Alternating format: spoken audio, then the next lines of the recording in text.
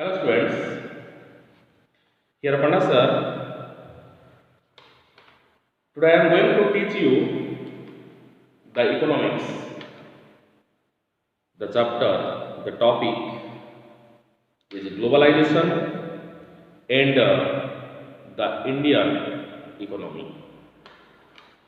Before going to focus on the chapter elaborately, first we should know what is globalization. First, I want to define globalization. Globalization is nothing but a process of rapid integration, interconnection among countries. When all the countries integrated each other, interconnected each other through trade, it is called globalization. And nowadays, I think all of you know, more and more goods and services, not only goods and services, but also investment, technology, are moving between one country to another country. It is transferred to domestic market to international market. Now the market was not limited inside the country. It jumped its limit and went across the country. Now our market is not limited within the boundary of our country. It is freely moving, freely expanding internationally. It is globalization. Are you getting my point? Is it clear? And which factor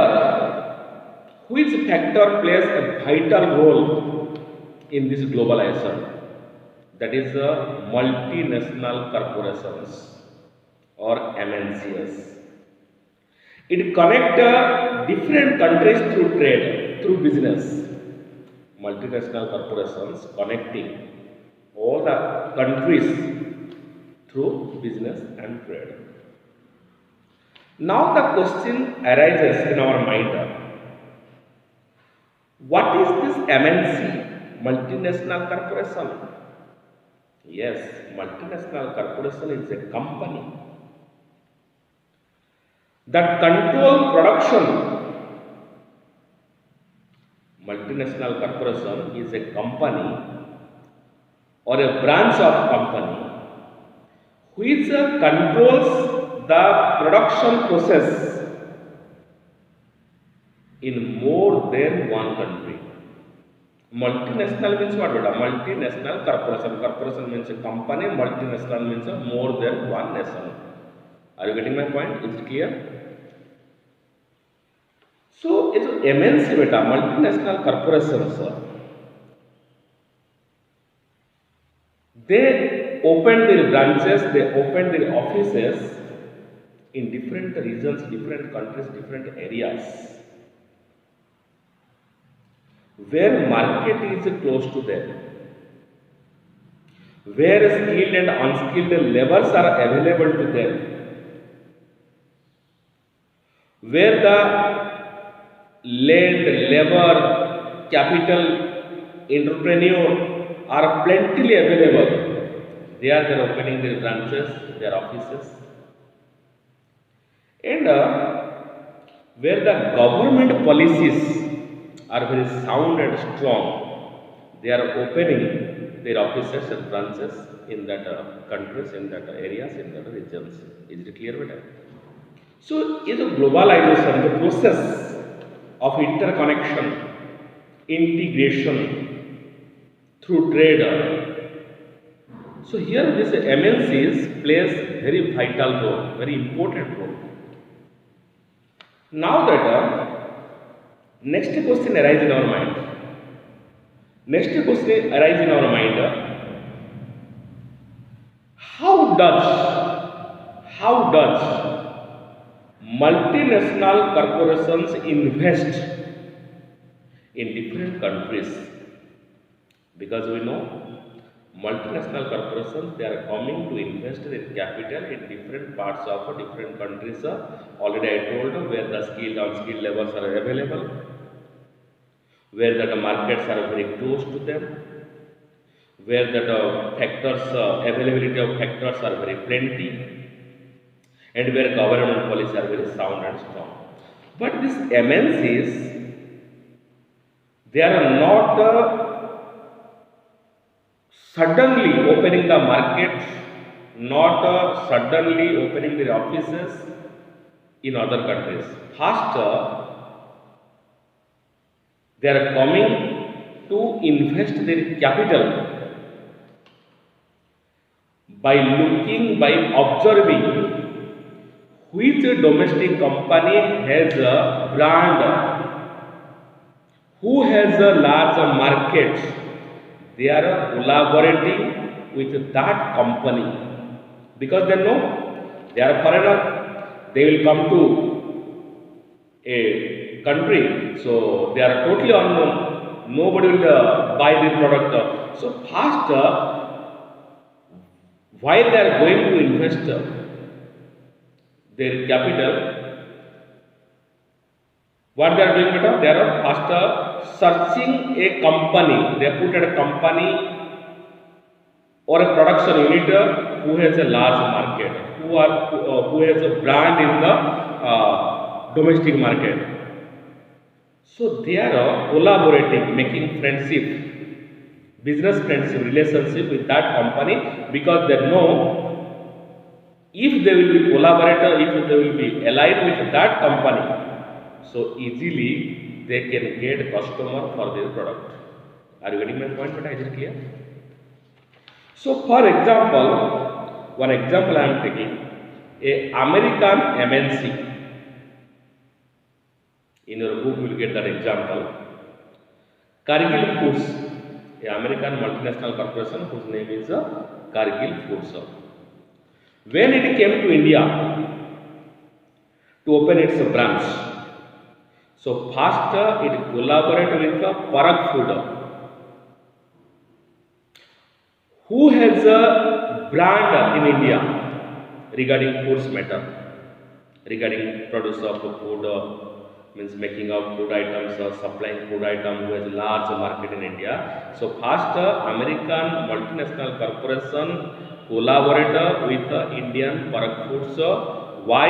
Because it knows the Parag Food company has a big branch, well reputed branch in India. If it will be collaborate, then it will get easily its customer for its product.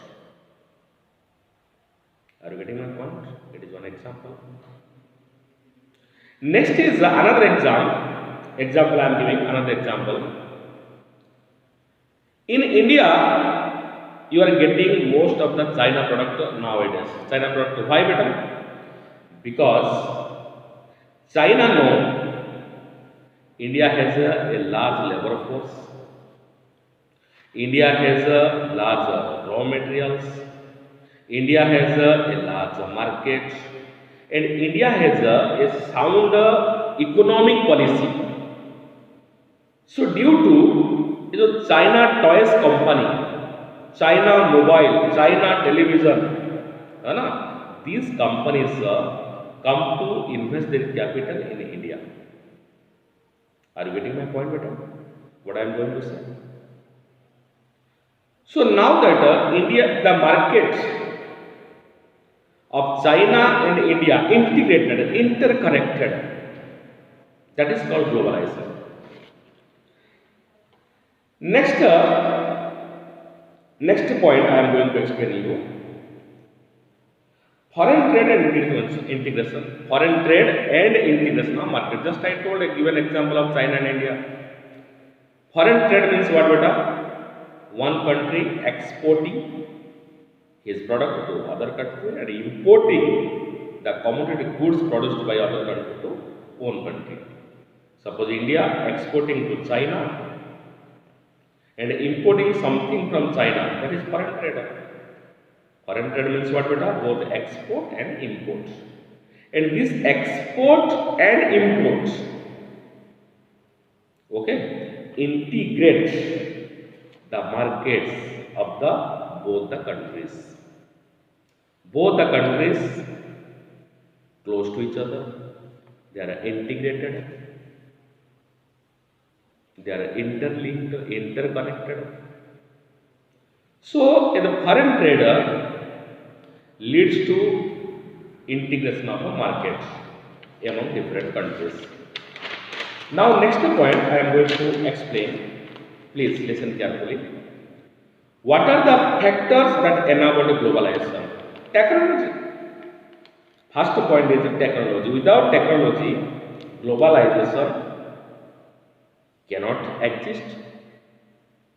Next is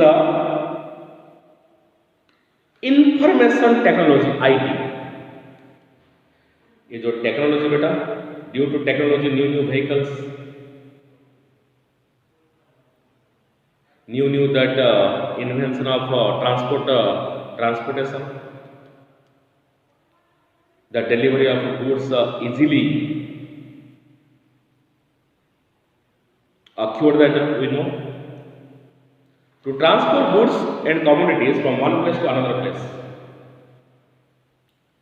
easily delivered today. Why? Due to the invention of a new technology. And IT, you know that IT service, information technology, communication, like that the mobile, internet, and after your telegraph, telephone, these enable the globalization. Without the transportation technology as well as information communication technology, we cannot see dream of globalization. Globalization cannot be possible without the transportation technology and information and communication technology. Is it clear? Now, liberalization of foreign trade and foreign investment policy. Listen that. What is the liberalization of foreign trade and foreign investment policy? First, before going to topic, I want to clarify what is liberalization. Liberalization means beta free trade. You can export, you can import without paying any barrier, any tax. That is the liberalization. But after independence, the government of India put a barrier or a tax on foreign trade. Suppose any producer wants to export something to foreign countries or import something from foreign countries, it must have to pay the tax barrier. And from 1947 to 1990, this system was going on, and due to this, the producers, the traders suffered a lot. They could not liberalize to export, to import. But by 1991, government of India decided now the time had come. The domestic producer of India should compete with the foreign producer. Why?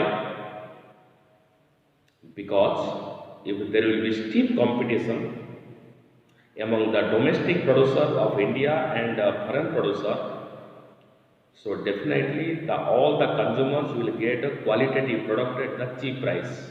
Because where competition, all of you know, if you are a local market also see, if there is a competition among the shopkeepers, then you will get a quality product at a cheap price.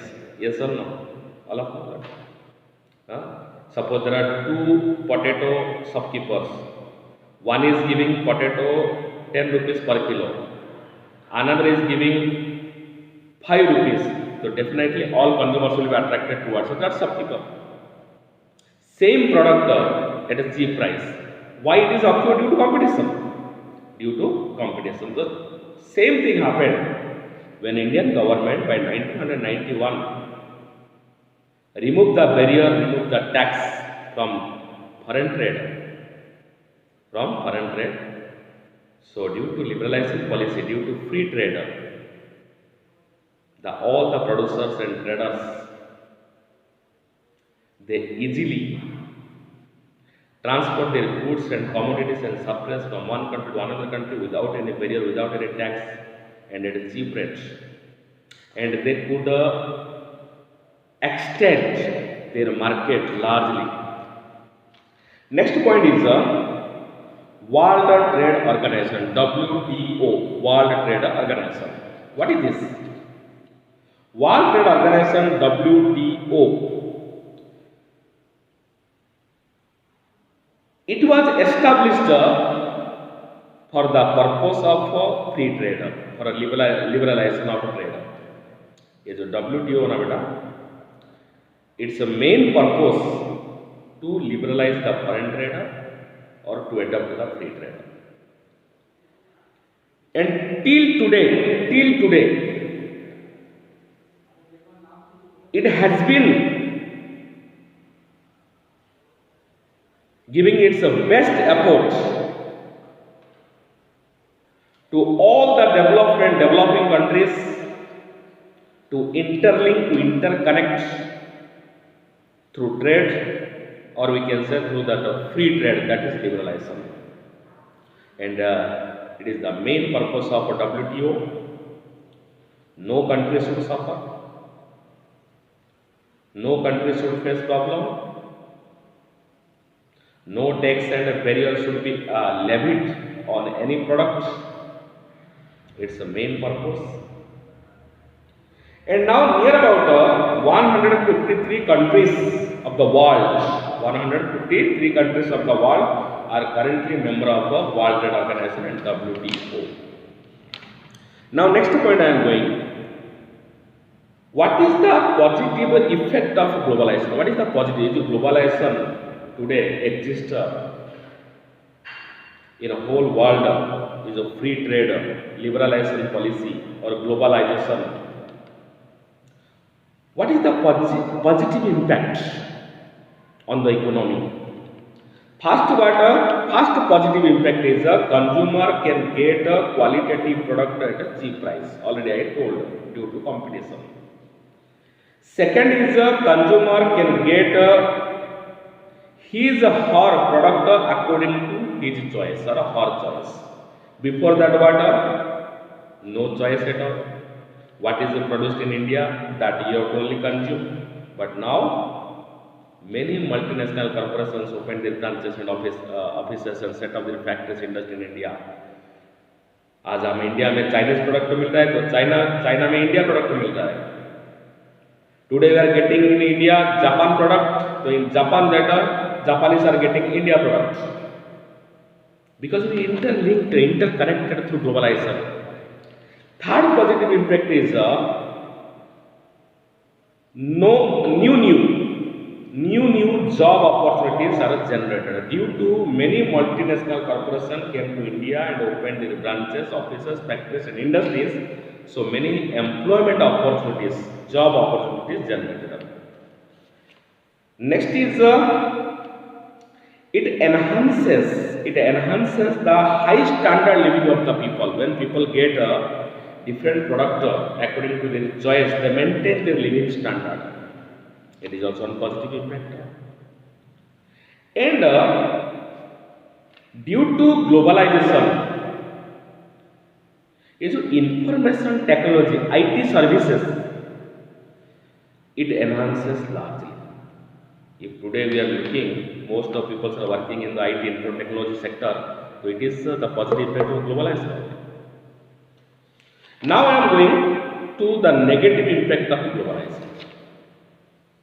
Globalization has two aspects, positive and negative. So positive I told, now I am going to negative. What that due to steep negative impact, due to steep competition, small producers have been suffered or hit hard due to steep competition. They cannot face the competition against the large, big producer of the foreign countries or multinational. They cannot face the challenge of multinational corporations. So they shut down, they close down their trade and business. Due to steep competition from the side of multinational corporations, the small producers, they shut down, they close down their business trade. And next negative impact is due to more and more companies, factories, industries established, multinational corporations established in our India. There is a flexibility of wages, fluctuation of wages. So due to the workers' job are in the danger.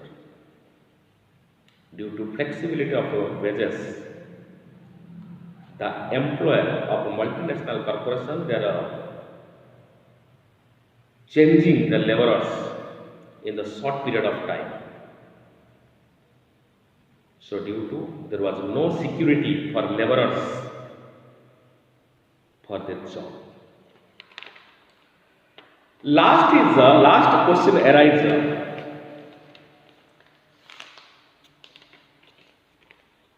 We like globalization.